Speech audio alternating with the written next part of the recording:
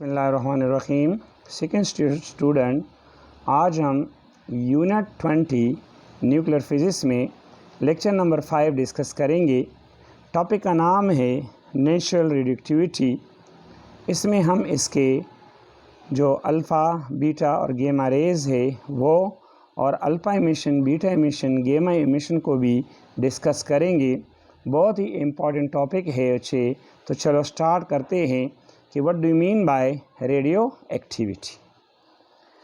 देखिए बच्चे, natural radio activity कहते हैं बच्चे तापकारी को। कुछ रेडिएशन हमारे पास ऐसे होते हैं कि उससे कुछ एलिमेंट हमारे पास ऐसे होते हैं कि उससे ख़ुद ब खुद रेडिएशन निकलते हैं। Spontaneous emission of radiation from a certain element is called natural radio activity. So देखिए जो definition, the phenomena in which certain element emits radiation without any external help is known as natural radioactivity. The element which emit these radiation are known as radioactive elements. अब हम explain करते हैं। देखिए the phenomena of radioactivity was first observed by French scientist Professor Henri Becquerel in 1896. He took pure specimen of uranium salt and exposed to sunlight. He found that some radiation were emitted from the specimen of uranium salt. Then he examined the salt in the absence of sunlight. So he observed that still radiation are emitted from the uranium salt. This shows that some element emit radiation without any external help. Then in 1899, Rutherford showed that the radioactive element also emit gamma rays, which cannot be deflected by magnetic field. For this purpose, he perform in experiment बच्चे ये है।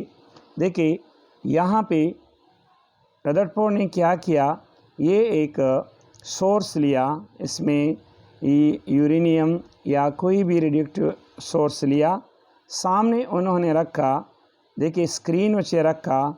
जब इन्होंने electric या magnetic field apply नहीं किया था तो जब इससे रेडिएशन निकले तो वे बिल्कुल स्ट्रेट गए। लेकिन जब इन्होंने रेडिएशन इलेक्ट्रिक फील्ड अप्लाई किया या मैग्नेटिक फील्ड अप्लाई किया तो इसके अप्लाई करने से उसमें डिफ्लेक्शन आ गया। तो इन्होंने उससे क्या नतीजा अखज़ किया, चलो बच्चे आगे डिस्कस करते हैं। देखिए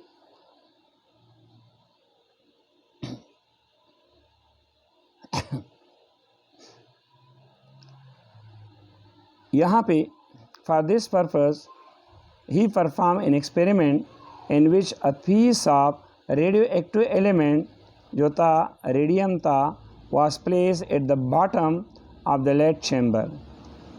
The radiation emitted by radium were allowed to enter in a vacuum chamber in which a uniform magnetic field was applied. As soon as the radiation entered the vacuum chamber, it were deflected and gave three images on the screen. The radiation which are deflected toward left are known as beta rays, and toward right are known as alpha rays, and the radiation which is undeflected called what बच्चे gamma rays. अब ये alpha, beta, गेमा radiations के जो race थे इसके क्या properties थे, तो सबसे पहले बच्चे हम डिस्कस करते हैं अल्फ़ा रेस के प्रॉपर्टी। देखिए property of alpha rays, they are doubly charge positive rays. Second है they are reflected by electric and magnetic field. Third point, they have low penetrating power. Fourth point है कि they have higher ionization effect. Fourth point है they produce fluorescence when strike on zinc sulfate screen. 6 point है बच्चे, they travel with a high velocity. इसके बाद properties of beta rays, they are negatively charge radiation. Second point, they are deflected by electric and magnetic field. Third point, they have a high penetrating power than alpha rays. Fourth point వచ్చి they produce fluorescent when strike on zinc sulfate screen. Fifth number point है कि they have low ionization effect than alpha rays. इसके बाद है बच्ची they travel with a high velocity than alpha rays. इसके बाद discuss करने हैं properties of gamma rays. So they are neutral rays. They are not deflected by electric field. They have very low ionization effect. They have very high penetrating power. So they travel with velocity of light. They produce fluorescence on a certain screen. Remember, it was presented by Sudi and Fajon in 1913. कि what do you mean by alpha emission? बहुत ज़रूरी है इम्तिहान में MCQs और numerical के लिए. देखिए बच्चे, अल्फ़ा एमिशन का मतलब है क्या? Number 1, alpha emission whenever an atom XZA disintegrate by alpha emission, its atomic number, ये याद करने की बातें है बच्चे, its atomic number decrease by 2 and mass number decrease by 4. हम रिलेशन लिखते हैं. देखिए ये हमारे पास एक एलिमेंट्स है XZA. अब ये डिसइंटीग्रेट हुआ तो हमें मिला XZ-2 Z-4 plus alpha particle and plus Q. अब यहाँ पे Q क्या है? Where Q is a disintegration energy which is always positive, is the process spontaneous. The decay product X Z-2 A-4 is called the daughter nucleus, where the original atom XZA is called the parent nucleus. The daughter nucleus may remain unstable and undergo further disintegration till it goes stability या till it gets stability. तो हम example देते हैं.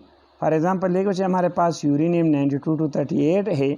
अगर हम इसकी alpha emission करें तो ये हमें देगा थोरियम 90 और 38 से 4 कम करे तो 234 plus helium He2 4 plus Q. दूसरा एग्जांपल है हमारे पास है रेडियम 88-226. ये हमें देगा स्प्लिट होने के डिसइंटीग्रेट होने के बाद radon 86-222 plus helium plus amount of energy Q. इसके बाद दूसरा है बीटा एमिशन. देखिए बच्ची, in case of beta emission there is no change in mass number, याद रखें, but atomic number increases by -1 or +1 depending upon whether the particle emitted is negative beta particle electron or positive beta particle positron. So हम लिख सकते हैं कि XZ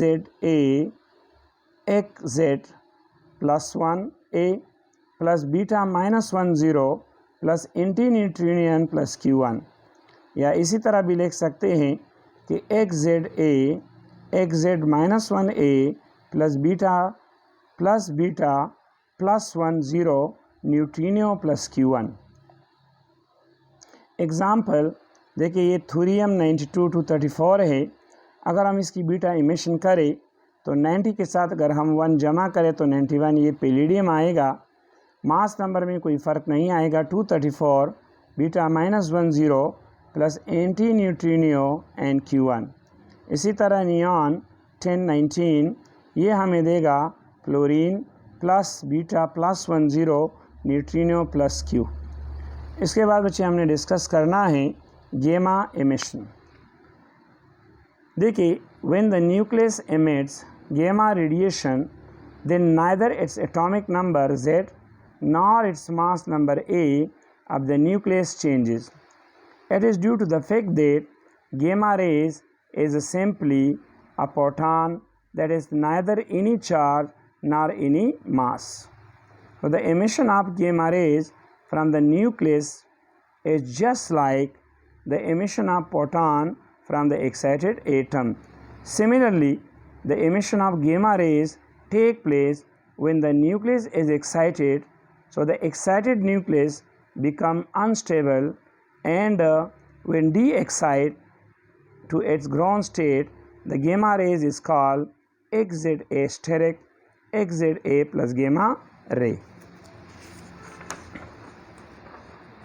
अब यहाँ पे बच्चे जो हमारे पास है देखिए, where XZA steric represent the excited state of the nucleus. So thank you students.